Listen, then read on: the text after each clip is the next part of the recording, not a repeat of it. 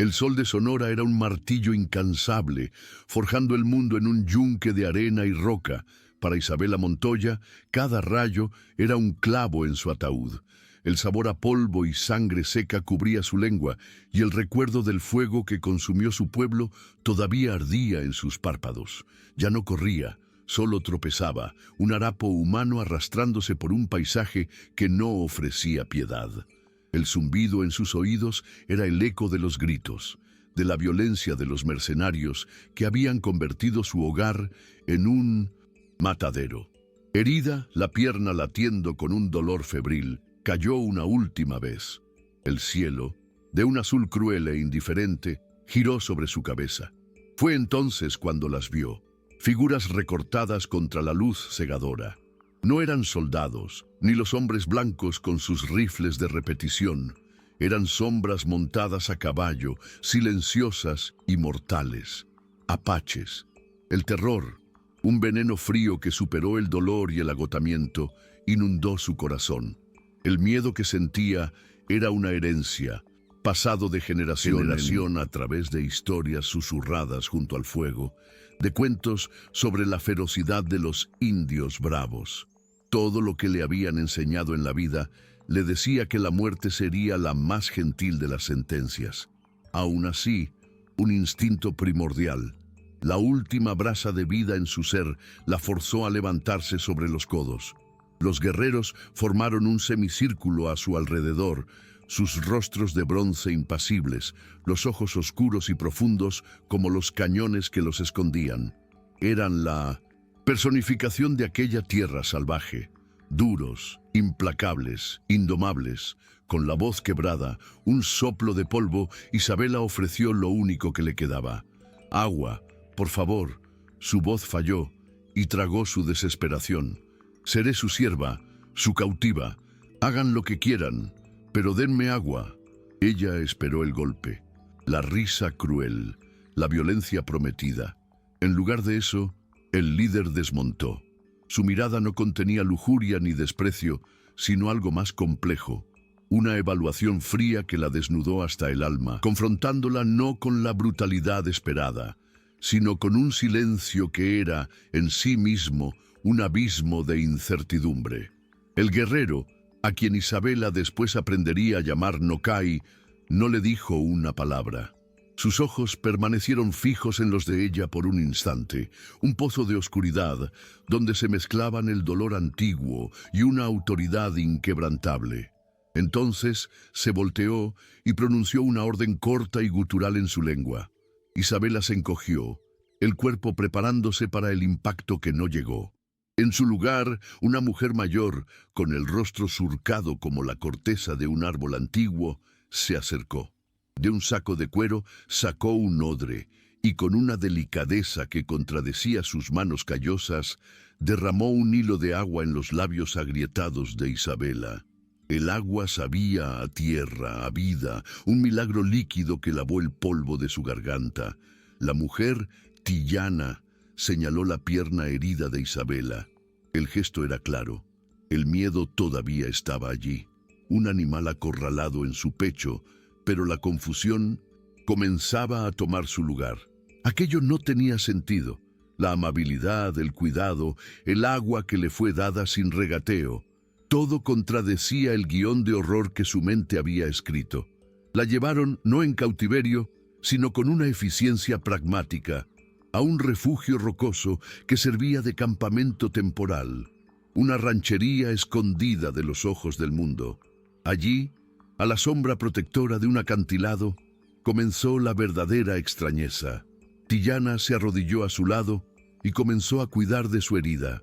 Con un mortero de piedra, molió hojas y raíces que Isabela no reconocía, creando una pasta verde y aromática que olía a lluvia y a desierto. Isabela observaba, paralizada, mientras la anciana limpiaba la herida con una decocción de hierbas y aplicaba la cataplasma. Esperaba un dolor ardiente, pero sintió un frío calmante que pareció succionar la fiebre y la pulsación de la carne infectada. Tillana trabajaba con una concentración silenciosa, un conocimiento profundo que fluía de sus manos a la piel de... Era un tipo de medicina nacida de la propia tierra, una sabiduría ancestral que no estaba en los libros de los blancos, sino grabada en las plantas, en las piedras y en el alma de aquel pueblo que le habían enseñado a odiar. Los días que siguieron fueron un borrón de fiebre, dolor y una soledad abrumadora. Isabela era una isla en medio del océano de aquel pueblo. Acostada en su piel de animal, observaba los ritmos de la ranchería. Las mujeres se movían con una eficiencia silenciosa, transformando los restos de venado en alimento y vestimenta, sus manos nunca ociosas. Los hombres cuidaban de sus caballos y armas con una intimidad que hablaba de una vida entera de dependencia mutua. Los niños, con sus caras sucias y risas rápidas, jugaban a juegos que eran ensayos para la supervivencia. Isabela no entendía la lengua, un flujo de sonidos que parecía tan áspero y complejo como el paisaje circundante. Era alimentada. Su herida era limpiada por Tillana diariamente, pero un muro invisible la separaba de todos. Era la enemiga, la mexicana, una carga cuya presencia era tolerada por una razón que no lograba descifrar.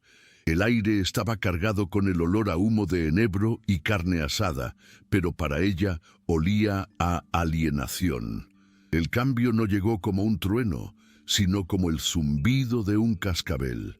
Una tarde calurosa, mientras la mayoría de los adultos se resguardaba del sol más fuerte, un niño pequeño, quizás de 4 o 5 años, perseguía un chapulín de colores cerca de un montón de piedras.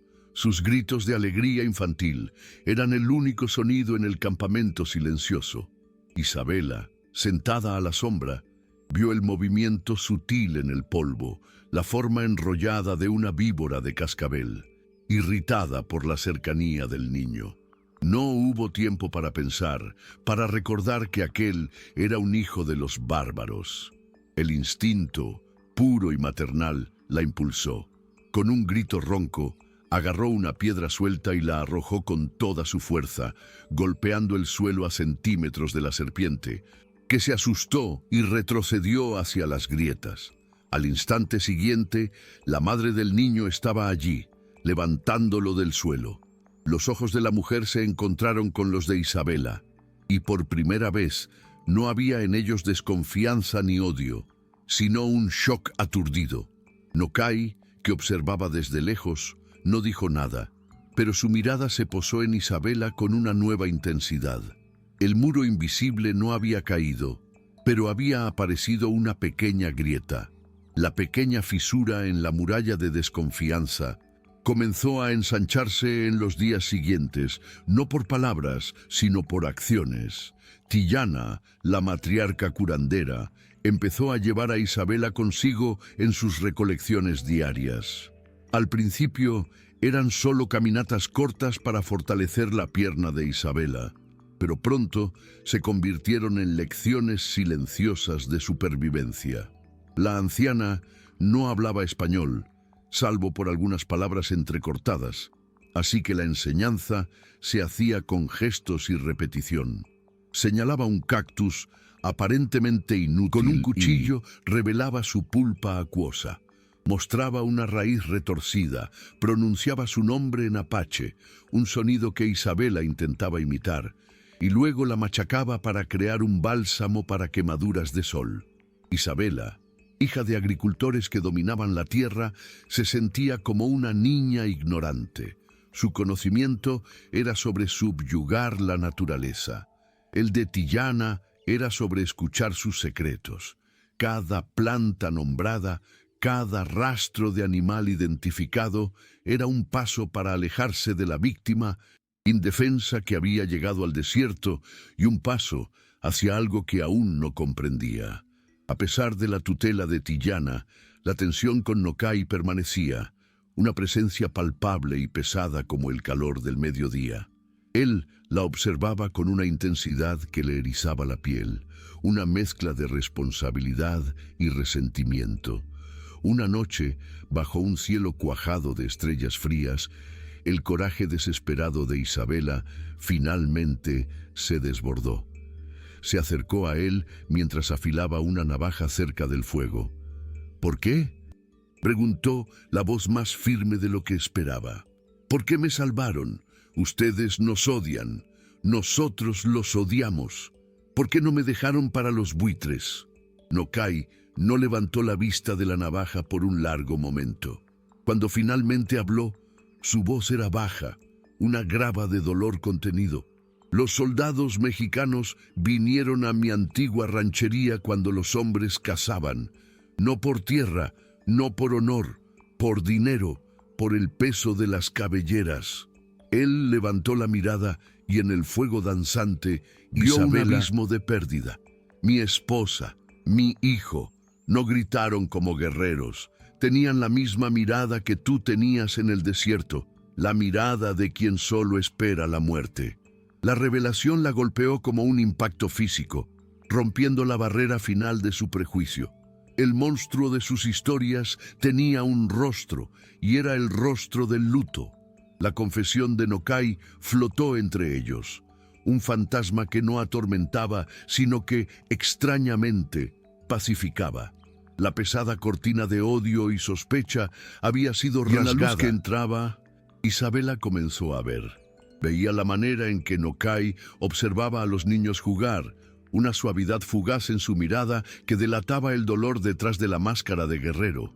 Él, por su parte, dejó de verla solo como el símbolo de su sufrimiento, la mexicana, y pasó a percibir a la mujer que había sobrevivido al mismo tipo de brutalidad que se había llevado a los suyos. La culpa comenzó a carcomer los cimientos de la identidad de Isabela. El odio que sentía por los asesinos de 1960. Su familia ahora parecía una moneda con dos caras, y del otro lado estaba el rostro de Nokai. Cierta mañana, usó la harina de mezquite que Tillana le había enseñado a moler e hizo un pan plano sobre una piedra caliente. Sin decir una palabra, se lo ofreció. Él la miró fijamente por un momento y luego aceptó, el simple gesto sellando un pacto silencioso de luto compartido. El enemigo tenía un nombre, una historia, y su dolor era un espejo del de ella. La frágil paz de la ranchería fue rota por la llegada apresurada de un explorador. El hombre se deslizó de su caballo, el cuerpo tenso y el rostro cubierto de polvo y urgencia. Trajo noticias que hicieron que la sangre de todos se helara.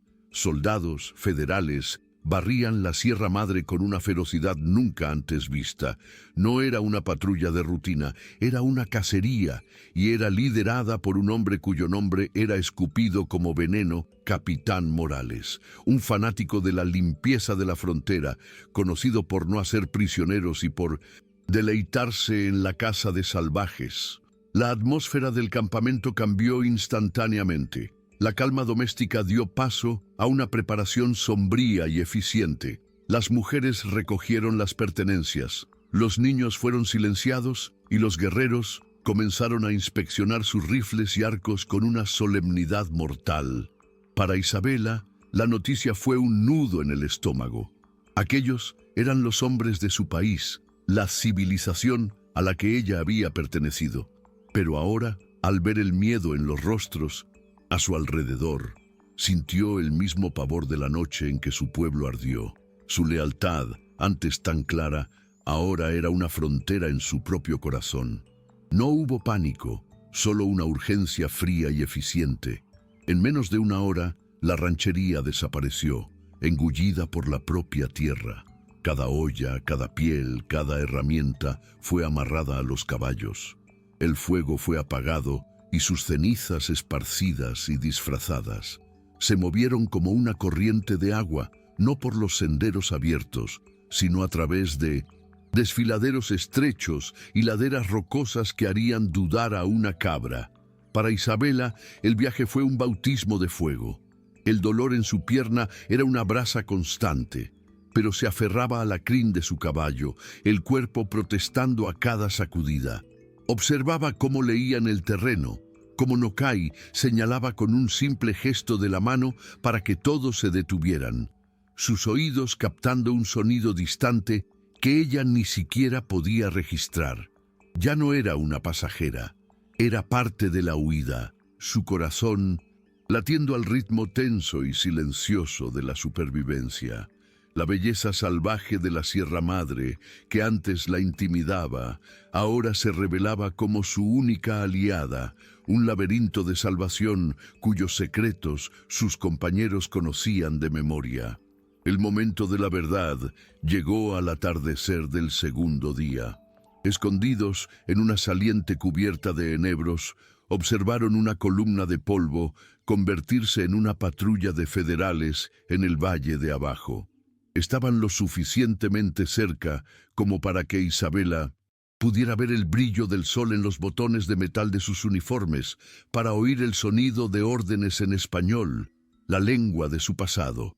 Una puerta se abrió en su mente, un grito. Un solo grito la llevaría de vuelta a la civilización, a su gente. Sería la víctima rescatada, la cautiva salvada de los salvajes. Fijó la vista en los rostros de los soldados, duros, indiferentes, cumpliendo órdenes. Eran los mismos rostros, las mismas barbas, las mismas armas que habían robado el mundo de Nokai, que habían permitido que su propio pueblo fuera barrido del mapa. Entonces miró a su lado. Vio a Tillana sosteniendo a un niño con fuerza, el rostro de la anciana una máscara de preocupación.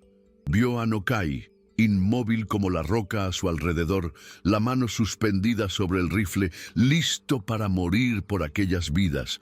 En aquel silencio, Isabela tomó su decisión. Se encogió aún más contra la piedra, convirtiéndose en una sombra entre las sombras. No gritó. La puerta se cerró. Estaba en casa. La elección silenciosa en la cordillera transformó a Isabela. El acto de no traicionar fue, en realidad, un acto de comprometerse.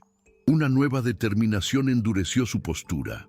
Ya no era la aprendiz vacilante de Tillana, se convirtió en su sombra, anticipando la necesidad de una raíz específica, sabiendo ya qué hoja detendría un sangrado. Su ayuda dejó de ser una carga que enseñar y pasó a ser un apoyo genuino. Con una aguja de hueso, aprendió a coser mocasines. Sus manos, antes acostumbradas a arar la tierra, ahora se volvían hábiles para perforar el cuero. Las otras mujeres, que antes la observaban con cautela, ahora le ofrecían sonrisas discretas y compartían con ella las tareas del campamento. Los niños ya no la evitaban. El cambio más profundo estaba en los ojos de Nokai. La desconfianza había sido reemplazada por respeto, y debajo de él, algo más cálido y complejo comenzaba a brotar. Isabela había dejado de ser la mexicana. Se estaba convirtiendo puntada a puntada en uno de los Ndé, el pueblo. En una noche en que la luna se escondía, prestando al mundo una negrura aterciopelada, Nokai la encontró en su puesto de vigía, observando el valle dormido. El silencio entre ellos ya no era pesado, sino confortable. Se sentó a su lado, no lo suficientemente cerca para amenazar, pero sí para compartir el calor. Por primera vez le preguntó sobre ella, no sobre los soldados o los mercenarios, sino sobre su padre, sobre el olor del pan que su madre horneaba, sobre las pequeñas canciones que cantaba mientras trabajaba en el campo. Isabela, sintiendo que el nudo en su garganta se deshacía, habló. Contó sobre un mundo que ya no existía, un mundo de simplicidad, trabajo duro y un amor tranquilo. Él escuchó, su rostro inmóvil registrando cada palabra. Cuando terminó, con las lágrimas corriendo silenciosamente por su rostro, él extendió la mano y con una vacilación que revelaba su propia vulnerabilidad, le tocó el brazo. El gesto no fue de posesión, sino de comunión. Dos almas, destrozadas por mundos diferentes, encontrando consuelo en la oscuridad compartida. Lejos de allí, en un campamento polvoriento que apestaba a cuero sudado y pólvora, el capitán Morales miraba un mapa descolorido. Para sus hombres, era la encarnación de la determinación del gobierno mexicano. un pilar de orden contra la barbarie. Pero bajo el uniforme, Morales era un hombre vaciado, impulsado por un combustible de odio antiguo. En su bolsillo, cerca del corazón, no llevaba la imagen de una santa, sino la miniatura de una mujer y dos niñas, su esposa e hijas, perdidas años atrás en un ataque apache que convirtió su rancho en cenizas. No veía los rostros de los niños que ahora cazaba, solo veía los rostros fantasmales de sus verdugos. «Son una plaga», murmuró a su teniente, un joven ansioso por la gloria. «Y yo soy la cura». Su obsesión no era por patriotismo, sino por venganza. Creía, con la fe ciega de un hombre que lo ha perdido todo, que cada ranchería quemada, cada cuerpo dejado a los cuervos, era un paso para silenciar los gritos que aún lo atormentaban en sus sueños. Era un monstruo, sí, pero forjado en la misma fragua de dolor que Nokai. Mientras tanto, en las montañas, el agotamiento comenzaba a pesar más que el miedo. Los niños lloraban en silencio y los rostros de los adultos estaban delgados y tensos. Nokai sabía que no podían seguir huyendo. Reuniendo a sus pocos guerreros en un círculo cerrado, trazó líneas en la arena. La huida ya no era una opción. Supervivencia exigía una confrontación. Fue entonces cuando Isabela dio un paso al frente. El miedo en su voz había sido reemplazado por una claridad cortante. «Ellos piensan de una cierta manera», dijo ella, su voz baja pero firme. «Esperan que subamos, que busquemos el terreno más alto. Pero hay un lugar, un cañón en forma de herradura que mi padre siempre evitaba. Lo verán como una trampa para nosotros, pero la arrogancia los cegará». Describió cómo podían dejar un rastro falso y obvio, una invitación que un hombre como Morales, hambriento de una victoria final, no podría rechazar. Los guerreros la escucharon, y Nokai vio la lógica letal en su plan. No solo estaba usando las lecciones de los apaches, estaba usando las debilidades de su propio pueblo como un arma. Él asintió. La presa se convertiría en el cazador. Los días siguientes fueron de un trabajo febril y silencioso. El grupo se movió con una precisión mortal, cada miembro con una tarea asignada. Nokai lideró a un pequeño grupo de guerreros para crear el señuelo, un rastro cuidadosamente construido para parecer una señal de desesperación y huida desorganizada. Un trozo de tela rasgado atrapado en un cactus, huellas más profundas de lo necesario indicando agotamiento. Era una mentira contada en el lenguaje del terreno, diseñada para apelar a la arrogancia de su perseguidor. Mientras tanto, el resto del grupo, incluida Isabela, fortificaba los bordes superiores del cañón de la herradura. No se escondieron dentro de la trampa, sino sobre ella. Mujeres y niños, moviéndose como hormigas, ayudaron a amontonar piedras y troncos sueltos en puntos estratégicos, creando el potencial para una avalancha que sellaría la única salida. Isabela, con el corazón helado de pavor y propósito, indicaba los mejores campos de tiro, los puntos ciegos, los lugares donde el eco podría confundir a los soldados. Ya no era una cautiva o una refugiada, era una arquitecta de la guerra, usando su familiaridad con la mentalidad militar mexicana para tejer una red mortal. La espera fue la peor parte. Agazapados detrás de rocas, bajo el sol implacable, el tiempo parecía estirarse hasta el punto de ruptura. Entonces, en el horizonte, una nube de polvo, el presagio de la muerte o la salvación. La columna de federales surgió, moviéndose con la confianza de depredadores que han acorralado a su presa. Desde su posición elevada, Isabela observaba a los hombres en sus uniformes azules, la bandera mexicana ocasionalmente ondeando al viento, un símbolo que ahora le causaba un dolor agudo y confuso. Encontraron el rastro falso, vieron la entrada del cañón. Por un momento torturante, la columna se detuvo, Pero la arrogancia de Morales, como Isabela había previsto, fue su guía. Vio una trampa natural y asumió que los apaches estaban escondidos dentro, exhaustos y desesperados. Con un gesto impaciente, ordenó que avanzaran. El sonido de los cascos de los caballos resonando en las paredes del cañón era como el redoble de un tambor fúnebre. Isabela contuvo la respiración, la mano de Nokai en su hombro, firme como la roca bajo ellos. El señuelo había sido mordido. Nokai esperó, con su paciencia forjada en el desierto, hasta que la mayor parte de la columna estuvo bien adentro de la garganta del cañón. El capitán Morales cabalgaba al frente con el pecho henchido de orgullo depredador. Entonces Nokai se llevó las manos a la boca y soltó el grito agudo de un halcón de cola roja, un sonido que perforó el aire y resonó, como un decreto de los dioses de la montaña. Fue la señal. Con un esfuerzo conjunto, los guerreros posicionados en la entrada del cañón usaron palancas de madera para desplazar las rocas clave. Lo que siguió no fue una avalancha, sino un derrumbe controlado y devastador. Toneladas de piedra, tierra y troncos de árboles muertos cayeron en cascada, sellando la entrada con un golpe sordo y retumbante. El pánico estalló abajo. Los caballos se encabritaban, derribando a sus jinetes, y los soldados, antes una fuerza de conquista, se convirtieron en ratas atrapadas en una caja de piedra.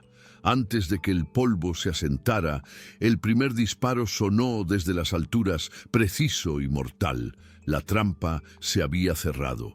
Isabela sostenía un rifle antiguo, el corazón latiendo descontroladamente contra sus costillas. En el caos de abajo, vio a un soldado, poco más que un niño, el rostro cubierto de polvo y pánico. No parecía un monstruo, sino un ranchero asustado, alguien que podría haber conocido en su antiguo pueblo. Por un instante paralizante, dudó. Su rostro era un espejo de su propia gente, pero entonces el soldado levantó su rifle, apuntando en dirección a donde Tillana se refugiaba con dos niños pequeños. La vacilación de Isabela se evaporó como agua en el desierto. No fue un acto de odio, sino de amor feroz y protector. Apuntó y disparó. Su elección estaba hecha, un doloroso testamento a un corazón rehecho por la tragedia y la pertenencia.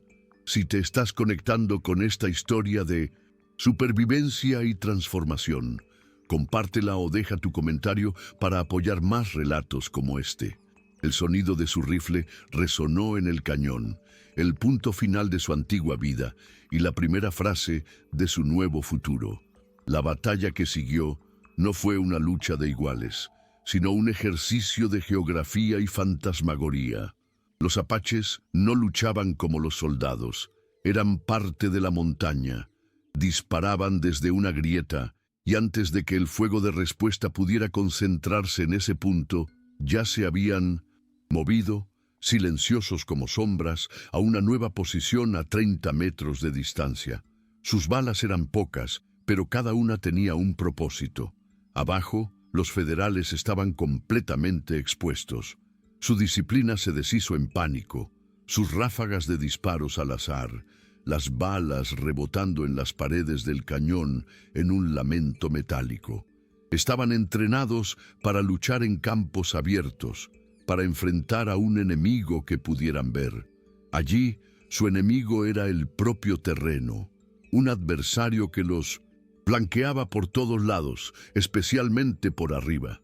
El desfiladero, que debía ser su trampa, se convirtió en su tumba, y el eco de sus propios disparos era la única respuesta que recibían de los acantilados silenciosos y mortales. En medio del caos, el capitán Morales se negaba a ceder al pánico. La furia superaba su miedo. El odio era su armadura. Formar un círculo, fuego de supresión, gritaba, la voz ronca, tratando de imponer orden a hombres que ya se sentían muertos. Viendo a sus soldados caer a su alrededor, desmontó, usando su caballo moribundo como escudo, y comenzó a disparar metódicamente hacia los bordes del acantilado. Para él, Aquello ya no era una batalla, era la culminación de la tragedia de su vida. Cada guerrero apache que vislumbraba era el rostro del hombre que había destruido a su familia. Ya no luchaba por México ni por la gloria, luchaba contra sus propios fantasmas. Sus ojos, inyectados de odio, se fijaron en una figura que comandaba la danza de la muerte desde lo alto. Nokai. Morales ignoró los otros objetivos. En su mente solo había uno: matar a ese líder, arrastrar su alma consigo al infierno. Era la única victoria que le quedaba. Nokai vio la fijación en los ojos del capitán, un reflejo sombrío de la furia que él mismo había cargado por años. Reconoció al hombre que no luchaba por la victoria, sino por la aniquilación mutua. En una apuesta peligrosa, nacida de la sabiduría y no de la ira, Nokai se expuso por un breve segundo, un movimiento deliberado para atraer el fuego del capitán y dar a sus guerreros una apertura clara. Morales, cegado por el odio, mordió el anzuelo.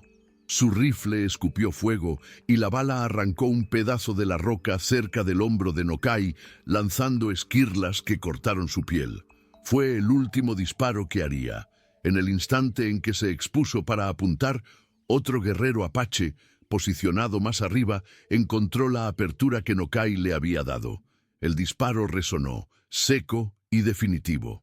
El capitán Morales se estremeció, una expresión de sorpresa reemplazando el odio en su rostro.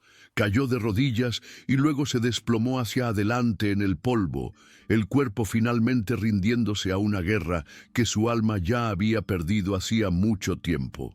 Con la caída de su líder, la resistencia de los federales se desintegró. Algunos arrojaron las armas, rindiéndose a lo inevitable. Otros fueron silenciados antes de que pudieran tomar una decisión. Un silencio pesado y sobrenatural descendió sobre el cañón, llenado solo por el silbido del viento y los quejidos de los moribundos. La victoria sabía a cenizas y sangre. Los guerreros bajaron de las alturas, sus rostros sombríos, no exultantes. Ellos también habían pagado un precio. Uno de los suyos yacía muerto y otros dos estaban heridos. Isabela bajó con Tillana, el rifle pesado en sus manos. Sus ojos encontraron el cuerpo del joven soldado que había abatido. En la muerte, parecía tener la edad de su hermano menor. Un nudo de hielo se formó en su estómago. No había gloria allí, solo la terrible e innegable necesidad. Había quitado una vida para salvar otras. Tillana posó una mano en su hombro, un gesto de comprensión silenciosa. El precio de la familia, de la pertenencia, era a veces terriblemente alto. La supervivencia es una maestra pragmática. Terminada la lucha, comenzó la sombría tarea de recoger el botín. Cada rifle, cada cartuchera llena de munición, cada cuchillo y cantimplora eran tesoros invaluables. No había codicia en sus acciones, solo la dura lógica de un pueblo para quien el desperdicio era un pecado mortal. Isabela trabajó a su lado, con el corazón apesadumbrado, pero las manos firmes. Ayudó a desarmar los cuerpos de los hombres que, en otra vida, podrían haber sido sus vecinos o parientes. El acto fue una despedida final e irreversible de su pasado. En medio de la actividad silenciosa, Nokai se acercó a ella. Llevaba un rifle Winchester, tomado de las manos de un sargento caído. Le extendió el arma, quitándole de las manos la vieja escopeta que ella había usado. El cañón de acero era frío y sólido. No fue solo un intercambio de armas, fue una condecoración, un reconocimiento silencioso. No le dio el arma de un enemigo, sino la herramienta de una defensora. En ese momento, ya no era la refugiada que él había salvado, sino una guerrera que había ayudado a salvar a todos. No profanaron a los muertos. La práctica bárbara de coleccionar cabelleras, el mismo acto que el gobierno mexicano incentivaba con recompensas y que había alimentado la venganza de Morales, no era parte de su duelo. Primero, cuidaron de su propio guerrero caído.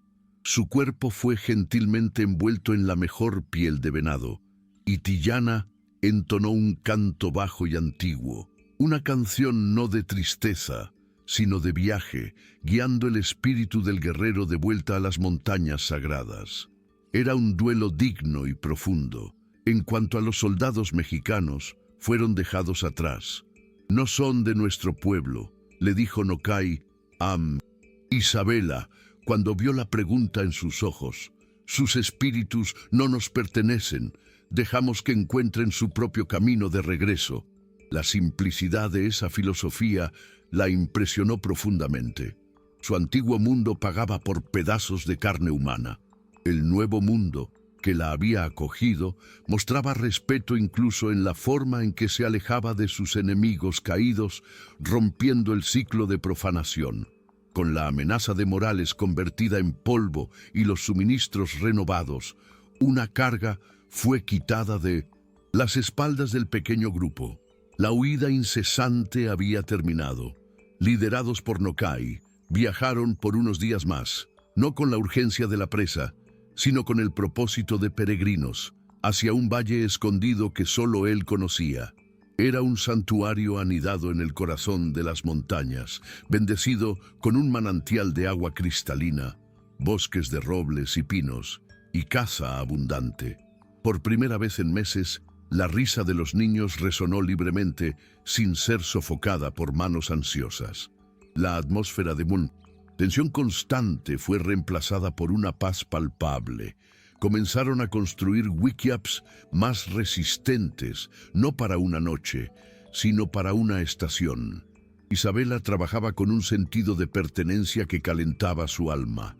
No solo estaba en un refugio, estaba construyendo un hogar, uno que ella misma había ayudado a defender y a conquistar con su propia sangre y coraje. En este santuario de paz, el vínculo entre Isabela y Nokai floreció, ya no opacado por la sombra de la guerra. Las palabras no, dichas entre ellos, dieron paso a conversaciones tranquilas bajo el manto de estrellas. Él le contó sobre las estrellas como el pueblo las veía, como guías y ancestros.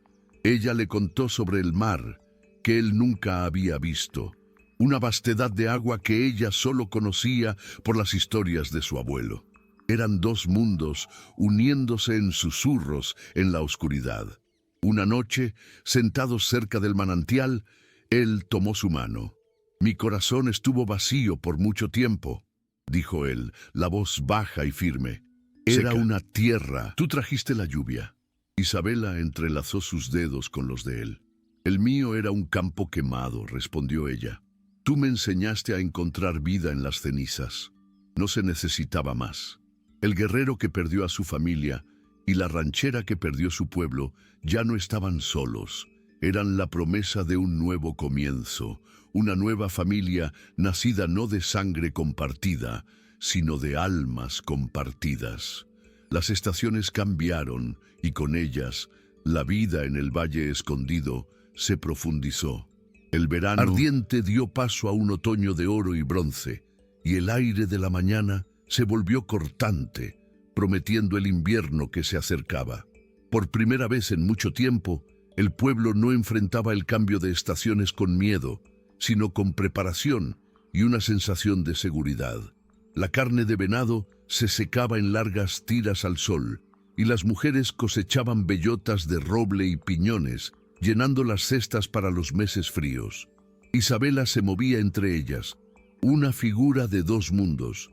Usaba un vestido de cuero suave, al estilo apache, pero bordado en los bordes con los patrones de flores que su madre le había enseñado. Su lengua, ahora, danzaba entre el español y el chiricahua, y enseñaba a los niños no solo a rastrear un conejo, sino también las canciones de cuna de su infancia lejana, creando un tapiz cultural único y hermoso en aquel pequeño santuario. Un atardecer, mientras el sol pintaba los picos de las montañas de naranja y rosa, Isabela esperaba el regreso de Nokai de la caza. Él surgió entre los árboles, una silueta alta y orgullosa, un venado sobre sus hombros. Sus ojos se encontraron a través del campamento, y una sonrisa compartida pasó entre ellos, una comunicación silenciosa que se había convertido en el lenguaje de sus almas. Mientras se acercaba, Isabela hizo un gesto sutil, casi inconsciente. Puso la mano sobre su propio vientre. La mirada de Nokai siguió el movimiento y se detuvo. La expresión de guerrero estoico se disolvió, reemplazada por un asombro y una alegría tan profundos que parecían iluminarlo por dentro. No eran necesarias las palabras. En aquel vientre crecía el futuro, un niño que llevaría la sangre del rancho y de la montaña, de la víctima y del salvador. No era el fin de dos historias, sino el comienzo de una vida que sería el puente entre dos mundos, la prueba viva de que el amor podía florecer en las cenizas del odio. Con el paso del tiempo, la salud de Tillana comenzó a reflejar la fragilidad de una hoja de otoño, pero su mente permaneció afilada como obsidiana. Veía en Isabela no solo a una alumna, sino la continuación de su legado. Las lecciones trascendieron las hierbas y raíces. Tillana comenzó a confiar a Isabela las historias sagradas, las genealogías que trazaban el linaje del pueblo hasta los tiempos del mito, las canciones que se rezaban para la lluvia y para una casa exitosa. Una tarde, mientras la luz dorada se filtraba a través de las hojas, la anciana tomó su bolsa de medicina personal, un objeto de cuero, suave y envejecido, pesado con el poder de generaciones de curanderas. La puso en las manos de Isabela. La sangre hace al pueblo, dijo Tillana, su voz un susurro, pero el espíritu lo mantiene vivo. Tu espíritu es fuerte. Tú eres el pueblo ahora.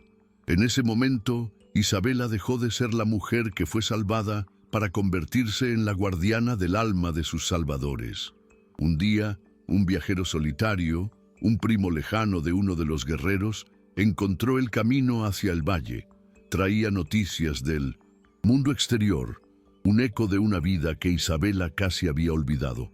Contó que, tras la desaparición completa e inexplicable de la patrulla del capitán Morales, el gobierno mexicano había disminuido drásticamente sus incursiones en esa parte de la sierra.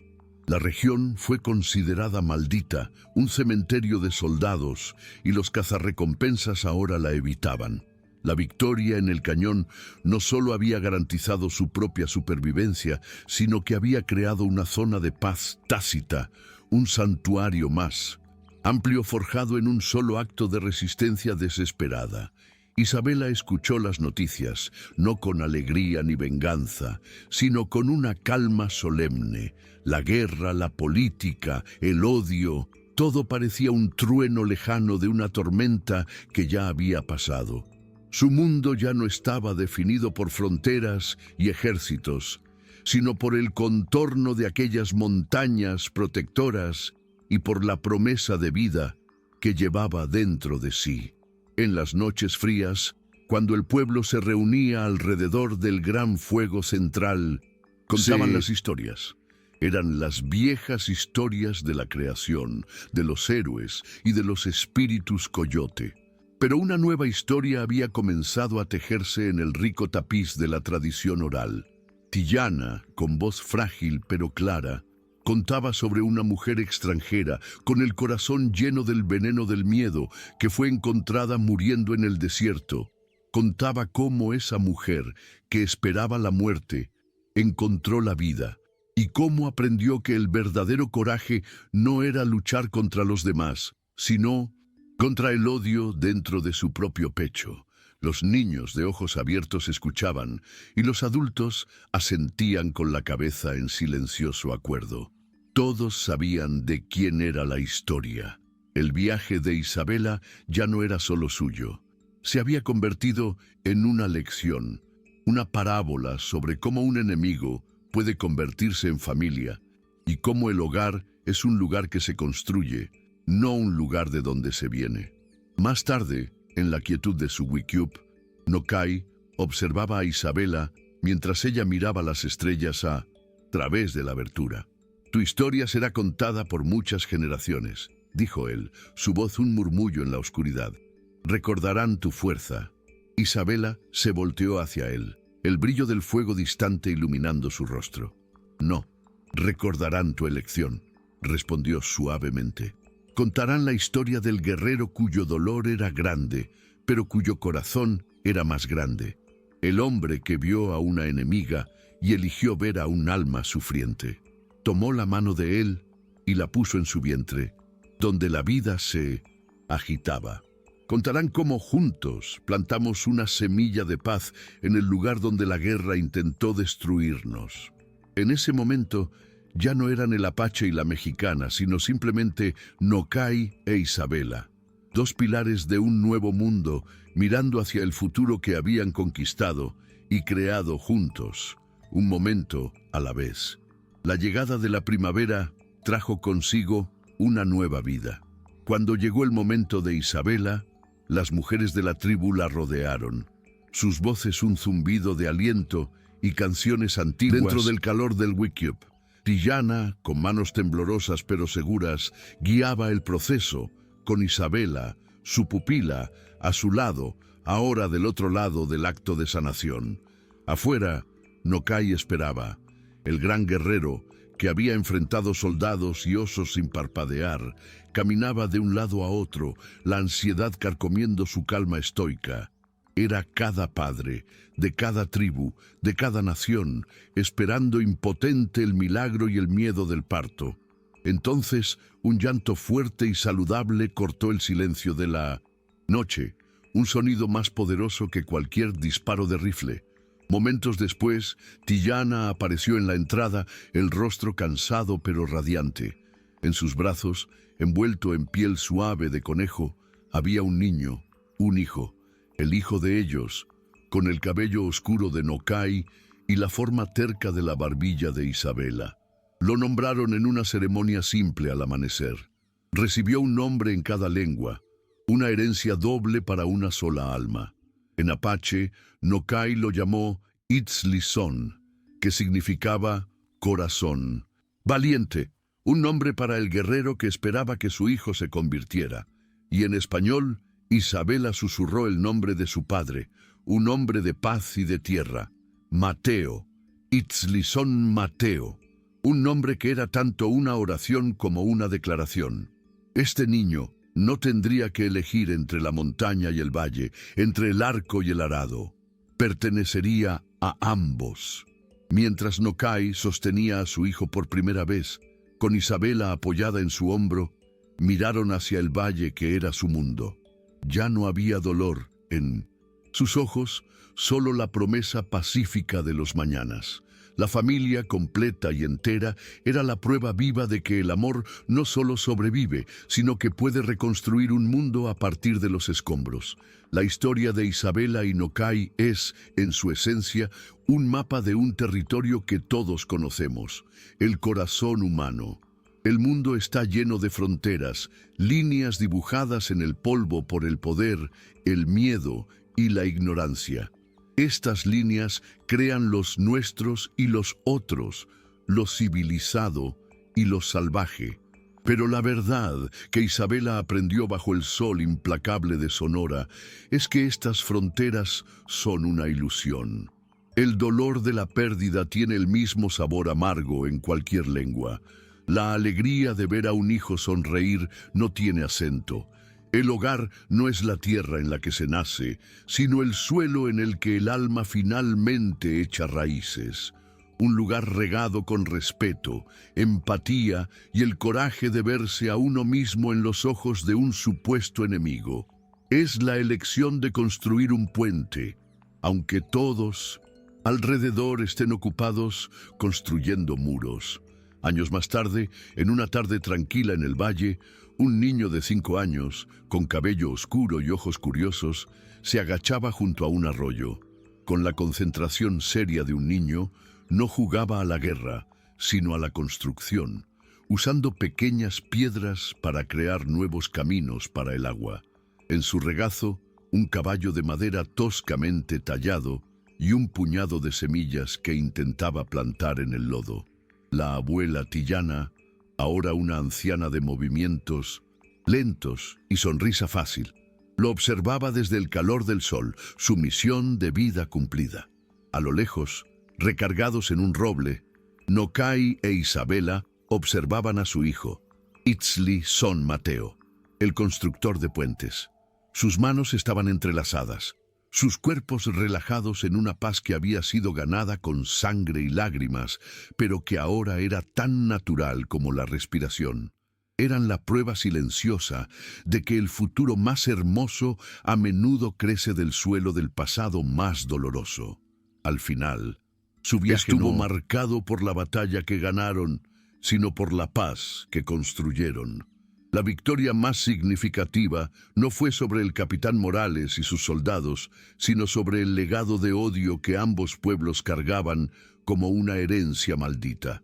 Probaron que la identidad no es una prisión, sino un jardín que puede ser cultivado, donde nuevas semillas pueden ser plantadas junto a las raíces antiguas.